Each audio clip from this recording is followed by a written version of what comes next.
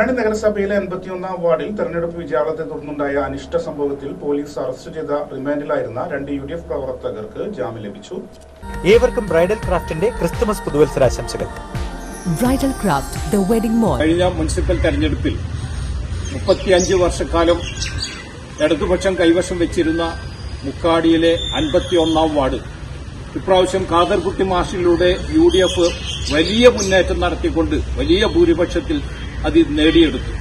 അവിടെ പരാജയപ്പെടുത്തിയത് Marxist communist പാർട്ടിയുടെ പൊന്നാനിയിലെ തലതൊട്ടപ്പനായ ഒരു നേതാവിനെയായിരുന്നു. അദ്ദേഹം വലിയ ദിവാസ്വപ്നം കണ്ടുകൊണ്ടാണ് ഇപ്രാവശ്യം മത്സരത്തിന് ഇറങ്ങിയത്.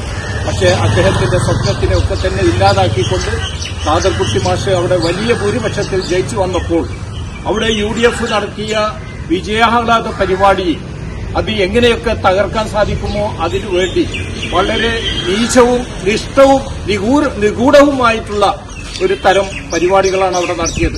തൊട്ടടുത്തുള്ള ഒരു വീട് അതിന് ഇടതുപക്ഷം തന്നെ തീയിട്ടുകൊണ്ട് അതിന്റെ കുറ്റഭാരം മുഴുക്കെ UDFന്റെ തലയിൽ വെച്ച് കെട്ടുകയും അതുപോലെ തന്നെ ഭരണസ്വാധീനം ഉപയോഗപ്പെടുത്തിക്കൊണ്ട് പിണറായി സർക്കാരിന്റെ ആഭ്യന്തര വകുപ്പിനെ ഉപയോഗപ്പെടുത്തിക്കൊണ്ട് ഒരുപാട് വകുപ്പുകൾ ചേർത്തിക്കൊണ്ട് മുസ്ലിം ലീഗിന്റെയും കോൺഗ്രസിന്റെയും നേതാക്കന്മാരെ അറസ്റ്റ് ചെയ്യുകയുണ്ടായി.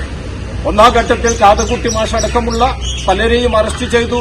അവരെ തന്നെ ആഴ്ചകളോളം ജയിലിലിട്ടു. എന്നിട്ട് അവരെ നമ്മൾ ജാമ്യത്തിലിറക്കി. അത് അരീക്ഷം തീരാതെ വന്നപ്പോൾ ഇപ്പോൾ ഇവിടെ നിൽക്കുന്ന 2 ആളുകളെ അവര് ജയിലിലടക്കുകയും ആ ജയിലിലടച്ചവരെ ഇവിടുത്തെ UDF ശക്തരാണ് എന്ന് കാണിച്ചുകൊണ്ട് തന്നെ തൊട്ടടുത്ത ദിവസം തന്നെ അവര് ജാമ്യത്തിലിറക്കിയിരിക്കുകയാണ്. ഇനിയും ഇത്തരത്തിലുള്ള പ്രവർത്തനങ്ങളുമായി ഇവിടുത്തെ മാർക്സിസ്റ്റ് കമ്മ്യൂണിസ്റ്റ് പാർട്ടി മുന്നോട്ട് പോവുകയാണെങ്കിൽ അതിന് കയ്യും കെട്ടി നോക്കി നിൽക്കുവാൻ ഇവിടുത്തെ UDF തയ്യാറല്ല. ഇന്ത്യൻ യൂണിയൻ മുസ്ലിം ലീഗും ഇന്ത്യൻ നാഷണൽ കോൺഗ്രസും വളരെ ശക്തമായ രീതിയിൽ ഏതറ്റവും വരെ അതിന് ശക്തമായി പ്രതികരിച്ചുകൊണ്ട് മുന്നോട്ട് പോവുക തന്നെ ചെയ്യും.